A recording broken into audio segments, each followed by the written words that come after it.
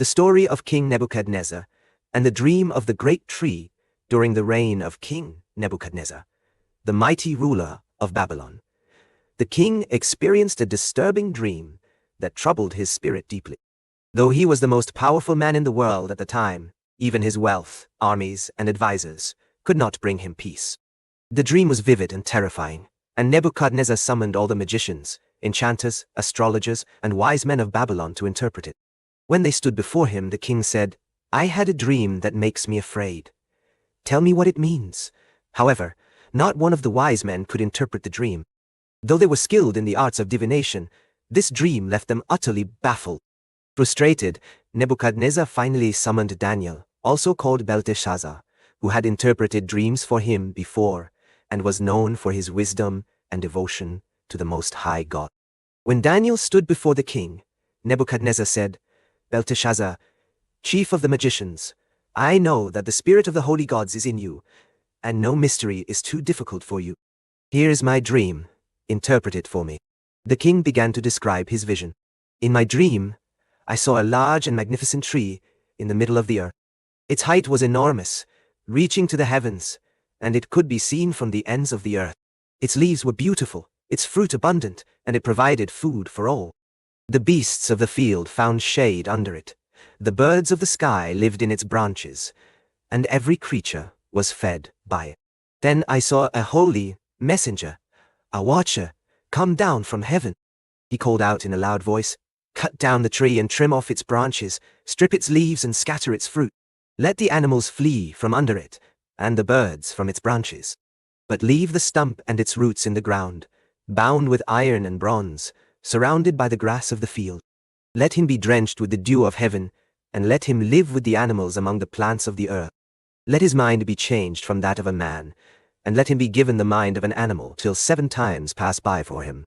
The king paused, his face shadowed with worry. "This is what I saw, Belteshazzar.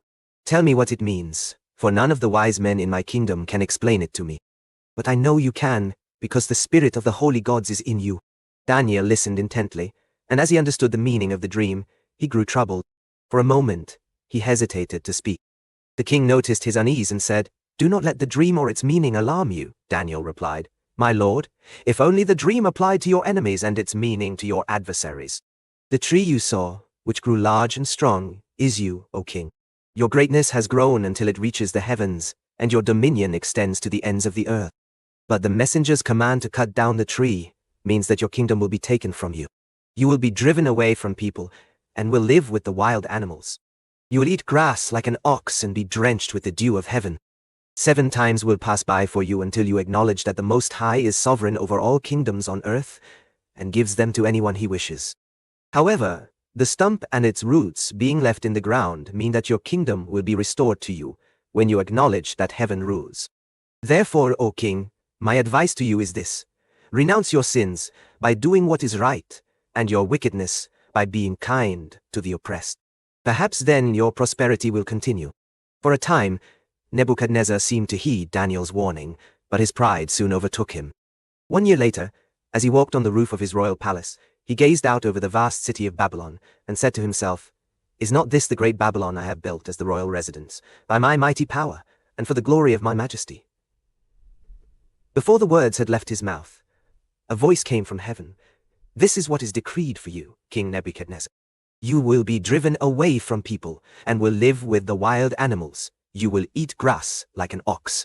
7 times will pass by for you until you acknowledge that the Most High is sovereign over all kingdoms on earth." Immediately, Nebuchadnezzar's mind was changed. He was driven away from people, and lived like an animal, eating grass and wandering in the fields. His hair grew like the feathers of an eagle, and his nails like the claws of a bird. At the end of the appointed time, Nebuchadnezzar lifted his eyes to heaven and praised the Most High. His sanity was restored, and he declared, "His dominion is an eternal dominion. His kingdom endures from generation to generation. All the peoples of the earth are regarded as nothing. He does as he pleases with the powers of heaven and the peoples of the earth. No one can hold back his hand or say to him, 'What have you done?'